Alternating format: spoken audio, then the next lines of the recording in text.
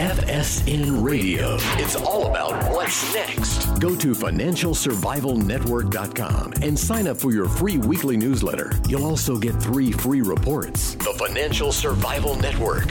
It's all about what's next. Welcome, and you are listening to the Financial Survival Network. I'm Kerry Lutz, and today is 11/5/18. We've been a little slow. I've been on vacation, working vacation, attending Jason Hartman's Profits in Paradise, an amazing show. If you can't, obviously you couldn't get to see that, you should definitely go see Meet the Masters of Real Estate Investing. I mean, Jason really has got a system that I've talked to so many people over the past 7 years. His system has endured up markets, down markets. If you do what he says, it's going to work, and you'll be able to achieve financial independence. Anyway, it's beautiful here. I'm in Kauai right now. He's in Oahu.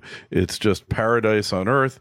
I don't know, too much paradise for a New Yorker isn't a good thing, but somebody who's been getting almost 20 years of paradise, the producer of the Gold Forecast, and you find him at thegoldforecast.com, is Gary Wagner. Hey, by the way, before we get started, as always, be a part of the show.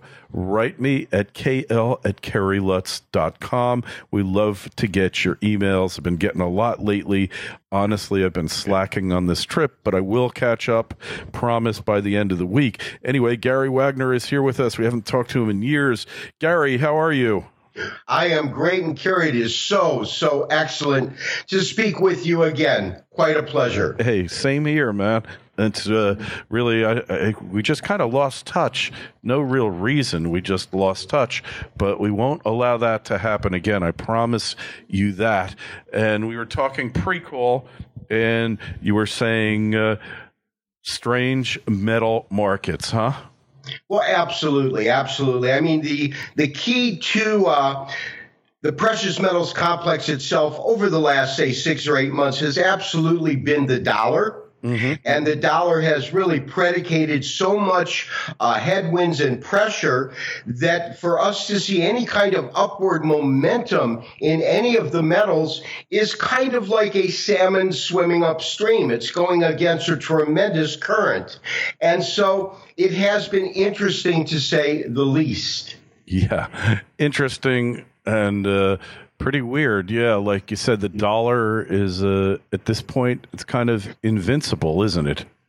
Well, it certainly has. When you consider that it has moved really since the beginning of February, where it was sitting at the dollar index at 88 and is now at 96, we're looking at a pretty sizable move, because when we look at it that way, that's just an 8% increase in value over this last year. So gold has actually gained ground this year, but considering that it had to overcome an 8% differential with the dollar is quite impressive. Yeah. So this is, gold has basically become a dollar play, is what you're saying, effectively. I mean, before, like, our good friend Craig Kemke was saying, it was the Japanese yen gold play. That was what was really controlling it. Now it's just gone back to the dollar, huh? Well, I think the dollar is really what is the most important factor, or in terms of percentage gains or losses, having the greatest effect on the daily net change to gold pricing. Mm-hmm. So it's the dollar, and there's really, for the foreseeable future, everything's coming up dollars, isn't it? Well, you know what? It has been. At some point, I believe the dollar is going to top. As I said, we're still looking at 96. We've seen highs as high as around 104 over the last couple of years. I wouldn't be surprised if we're getting closer to the top than we are to the bottom at this point in terms of dollar's value against the basket of currencies. And what's the dollar at now as we speak on the Dixie index there? Let's see. A dollar today is down about 25 points or 1/4%, and it's at 96.100. Yeah, so it could hit that 100 again and go higher still. A little bit of turmoil in Italy, a little bit of turmoil in other places, in China. I mean, one of the interesting things, obviously the dollar was already ascending before Trump was elected 2 years ago, but now he's really kind of taken on everybody in his path, and he's won. He's gotten his way. The big fight brewing now with China, and China is getting a little nervous, aren't they? Well, they certainly are. If you call nervousness a 25% decline in their stock index, then I would say yes. And their GDP has gone down. They're feeling it much more than we are. And that, I believe, is the reason we are seeing such dynamic dollar strength, is because market sentiment right now is leaning towards the side that this skirmish dispute, which I believe has gone into a full-blown trade war at this point, is hurting the Chinese economy more than it's hurting the economy here in the United States. And thereby, the dollar's going to have that strength, whereas their currency will not. Hey, and, you know, when you look at it, it's kind of funny because, look, if you're the buyer and Coke raises their price a dime a can or a bottle, you could go do Pepsi. And if Pepsi follows suit, you could go find one of the local brands. There's always substitutions. But for Coke and Pepsi to go find new buyers, that's a lot more difficult than for you to find new things, substitutions for products that you are buying from them otherwise. And I think that's what the world failed to realize when Trump really embarked upon this so-called trade war. I view it more as an economic war, and I don't view it as it didn't just start. We just joined it. You know, we've been in an economic war with China for probably close to 2 decades now, but nobody wanted to take it seriously, and nobody wanted to upset the apple cart because there's too much money and too much at stake. And, you know, you could kind of write them off up until like 5-7 years ago. It's like, they're so much smaller. It's such a mess. But now you see they're on the rise. They're on the ascendant. And somebody had to stand up to them. I don't know that anybody else could have done it except for Trump. You know, Kerry, that's an extremely astute observation, because what we're talking about is not something that's new. This has been going on for decades. But recently, over the last, I don't know, maybe even 2 to 5 years, it is extremely ramped up as the Chinese have been taking our technology. And there has been really no politician, no governing body that has actually stood up and tried to take a stand because the stakes are so high. And so for Trump to actually go in and try to change the status quo, which has absolutely not been in our favor. Although we've profited from it, we have greatly lost many things because of the rampant stealing of our technology and other things that the Chinese have done in a nefarious way. So you have to give him credit for standing up for that. Now, the outcome is the $64,000 question. And obviously, all of us here want to see a favorable outcome and a fair trade set rather than something that many perceive to be skewed towards the Chinese. You're absolutely right. And it's been going on for a long time, the technology theft, but it's a lot of other things. I'm not going to go into currency manipulation because the U.S. is the biggest currency manipulator. So singling them out for that, maybe not perhaps that fair, but just the unfair trade, the non-tariff barriers to U.S. goods and services, all of this stuff. And they've pretty much had unfettered access to the U.S. market, low tariffs, most favored nation status. So the U.S. right now is 20% of their total output consumes it.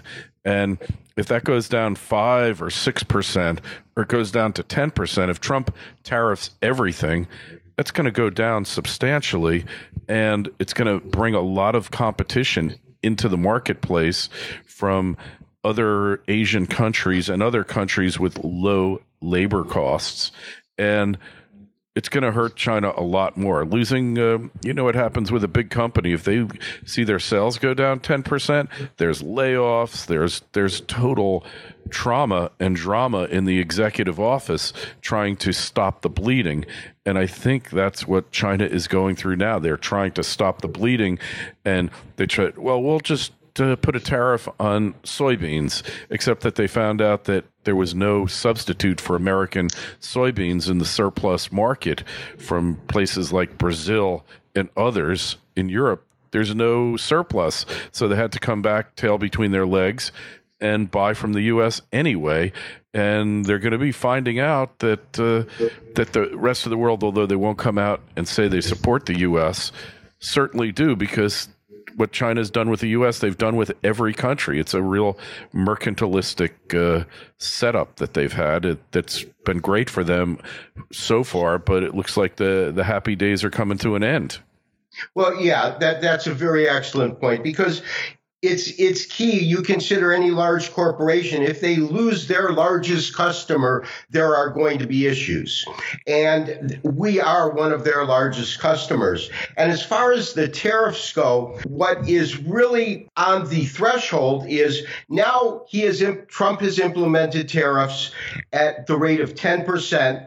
But that 10% will get ramped up to 25% if they haven't resolved things at the first of this year. And that clock is ticking. Secondly, when they meet in November, according to a report by Bloomberg and statements by President Trump, if we don't come out with some assurances that there is actually going to be some changes, then President Trump has said that he will initiate tariffs on the remaining $256 billion worth of Chinese imports. And that means that everything that we are importing from China will have an intrinsic tariff attached to it.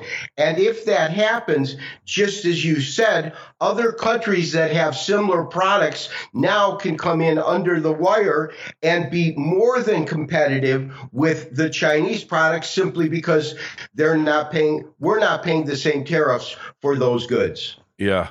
Yep. It's going to happen. And he was really smart about it too. And you talk about his strategery for bringing this about, because the first thing he did was take on all the smaller countries that the U.S. had issues with, like Mexico, like Canada, EU, Germany, Korea, Japan, and he pretty much got them to go along. Once they were all out of the way, then he took on China, but he wasn't like going at it from a very bellicose way. He just said, we can't have it anymore. I'm friends with Xi. I understand he wants the best deal for his country he can get, but the days of taking advantage of the U.S. and exploiting our loopholes, it's over. Right, without a question of a doubt. So and the other thing that you want to consider in terms of the U.S. dollar strength is that most of the time when we're looking at the dollar index, that it's a basket of currencies, but that basket of currencies does not include the Chinese yuan. And the yuan has literally been falling out of bed at this point. I think it's devalued, by about 20% or so since this whole skirmish began. And you know that there's the consequences of that for China are dramatic. They already had a major problem with flight capital because the rule of law there are very weak. One day you could be the head of the Communist Party, and worth tens of billions, and the next day they take everything you have and you're under permanent house arrest till they decide to kill you. So flight capital's always been an issue there, but the flight capital now that the yuan is under attack, heavily under attack, it's got to be multiplying here, Gary. It's got to be a lot worse. It's real hard to find statistics on it. You just look at the anecdotal stuff, like, Vancouver real estate, Toronto. So it's not going to real estate anymore. But, the Chinese have been, fighting their government for control for millennia now. You know the money's getting out of there, whether it's on Bitcoin or whether it's Rolexes or however they got to get it out. They're going to get the money out. Oh, that's absolutely true. And one of the things that you just spoke of is absolutely a certainty. There's very little bit in terms of data or numbers that we can look at to ascertain exactly what is happening. And the numbers that are published, are they credible? Because when we consider the source as to where they're coming from, there's a great and high probability that those numbers have been massaged quite eloquently. Oh yeah. We're not even sure what we're looking at. Yeah, we could be sure that we've always been raised questions about the U.S. numbers, of course, because look, when you compare unemployment now to unemployment during Reagan's time or 50 years ago, the measurement's totally different. So you really can't compare them at all. And yet President Trump does. All politicians lie and misrepresent. That's their job. But nonetheless, at least we can look at our statistics and know how we're being lied to. We can kind of deconstruct the numbers. In China, it's like the numbers are just fantasy anyway. So when they get put together, you have no idea what they used and how they fudged them. So they're completely unreliable, and you have to look at things like electric consumption, railway car loadings, shipments, over across the Pacific. You can only use really indirect measures to figure out what the heck is going on in that place. It's totally opaque. That's absolutely correct. And to take that deeper down the rabbit hole, so to speak, is that at least in the United States, we have a distinct and true separation between corporations and government. The same cannot be said in China. And if you look at many of their top companies, these industrial companies have ties to the politicians and the core of the bureaucratic system that's running in China. Yeah, absolutely. Yeah. Well, corporations run the government here in the U.S., but everyone knows it. You can see the connections, but there it's happening and there's no transparency or effort at transparency whatsoever. So what is it going to mean for gold, this so-called trade war? China is still accumulating the yellow metal, right? They're still doing what they've been doing, but where is this going to lead? Well, there was an interesting report that came out from the World Gold Council the other day, and said that Poland and Hungary have increased their holdings tenfold over the last year. China's kind of held steady. And so I believe that there is a slow and methodical accumulation by the central banks of many countries right now to increase their holdings in gold. Mm-hmm. So just like as an insurance policy, a diversification move. But realistically, right now, there is no choice for the dollar. China can, do all the things they're doing to make their currency an alternative reserve currency. But as much as the world might be dissatisfied with the dollar, they're not jumping ship to join the Chinese because, it's choose your master. Do you want the guy who is going to be out there with a whip every morning at sunrise saying get to work? Or do you want the guy who's just kind of all right, just do what you got to do. And if we don't like it, we'll tell you, Absolutely. And truly, there really is nowhere else to go besides the dollar. Where are you going to put hard currency in terms of an exchange to another hard currency?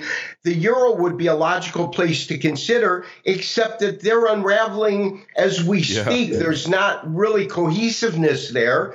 You're not going to put it into a communist-run country because there's no assurances whatsoever. And so it has to be that the dollar will remain the steadfast top of the rung currency in terms of what we look at when we look across the board at different currencies across the world. Yeah, and I think China knows it too. I don't think China really wants to be the reserve currency at this point, but I think they want the pressure on the U.S. and the West that, hey, we've got alternatives, and if you push us too far, cut us out of SWIFT or do things like we've done to Iran, there's going to be trouble. And, what about the concept of China liquidating all of their treasury holdings? Do you think that's realistic here in the scheme of things? I do not. One, they get decent returns on them. They know that by keeping their investments, there's some safety involved. And the one thing about China is that their currency can't get that dominant unless there's transparency within the government itself. And I think that both of us can agree that that's not a change we're going to see probably in our lifetimes. It'll be hey, we don't even know what the government's going to be from day to day there. They try to project this aura of stability, but when you got to put down dissent all over and social credit rate your public, it says that they're a little bit fearful of their grip on power. Hey, the U.S., we've got our issues for sure. You and I both know the government's been screwing us over, rolling back rights for decades now. But nonetheless, there's still a semblance here. That's true. That's true. So we got, but at some point though, this scheme that we've got going, it's going to come under attack again like it was in 08 and 09, and then we're going to see things happen, aren't we? I would think that that's quite possible. One of the things that has been slowly emerging on many metal analysts' radar is palladium. Mm-hmm. Because I'm of the belief that palladium will probably go into parity with gold in terms of pricing. I mean, palladium right now is sitting at $1,119 an ounce. Today it's up $14.60. You've got gold currently trading at $1,232. Yeah. So you're looking at a spread between them of less than $150. Now, I'm old enough to remember when palladium was $100 and it was the least expensive of the precious metals group, besides silver, of course, when you look at platinum, palladium, and gold. It was 100 where these other metals were much higher. And a lot of that has to do with where the majority of palladium is mined, as well as the fact that it is highly used in industry. And as there is a continued robust economic boom going on, not only in the United States, but in many areas globally, the need for palladium grows. And the Russians maintain a pretty firm foothold on what goes out of their country. Absolutely. So speaking of palladium, let's look at platinum. Right now, as we talk, it's 861 bid, 866 asked, or asked. Yes, asked, correct. As some people say. And we got gold, 1230 bid, 1231 ask.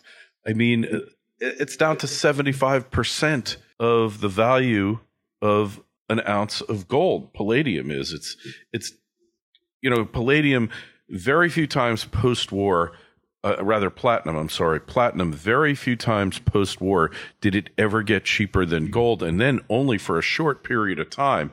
This is years now, Gary, that platinum is trading below gold and now well below palladium as well. And something has changed in the market that the market failed to recognize. Absolutely. That one is an oddity when you ask me, because I remember the days in which, a gold ring was beautiful, but if you had a platinum ring, that was a real symbol of success, so to speak. And now look at the discount of platinum to gold. And it has been that way for quite some time. It's shocking. It's really shocking. The supply of platinum, the markets for platinum are minuscule compared to gold, and golds aren't that big compared to other international markets. But compared to gold, it's fractional. The same with palladium. Palladium is very small, tight little markets, and people have lost a lot of money thinking that platinum was going to pick up again. You got the catalytic converter where they switched to palladium years ago away from platinum. and then diesel used platinum exclusively, but now diesel is going down the drain since Volkswagen scandal. But at some point, it just seems like the dynamics of the market, because you can switch back to platinum from palladium in catalytic converter, easily do it, and it's a better catalyst as a rule. So, and it's certainly, at least 25% savings. I mean, you don't spend that much on that stuff in a car. What do they use?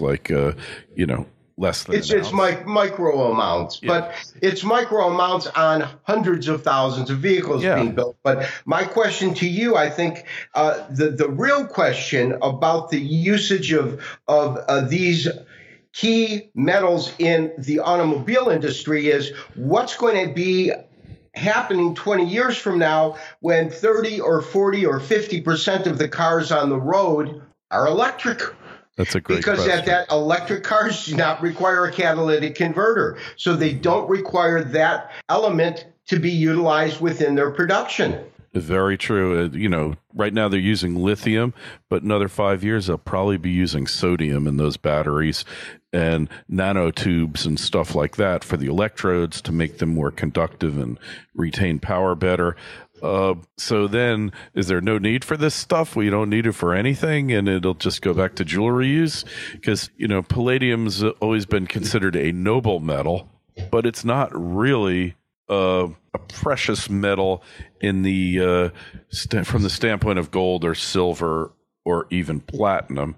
It's like most people, you give them an ounce of palladium, and they think, "What the heck is this? Can't be worth anything, right?" It looks like lead or tin or something. I mean, it looks different, but it's similar. It's dull. It's a dull metal with a kind of not attractive color to it, and it's a little brownish, right? So there's no jewelry market. So all of these things, is that why there's no investment anymore in platinum mines in South Africa? Or because they've been losing money on platinum there for forever? That's a good question. I don't believe I have an answer that I'm comfortable with when determining why platinum has devalued so much in the light of the other precious metals in the complex.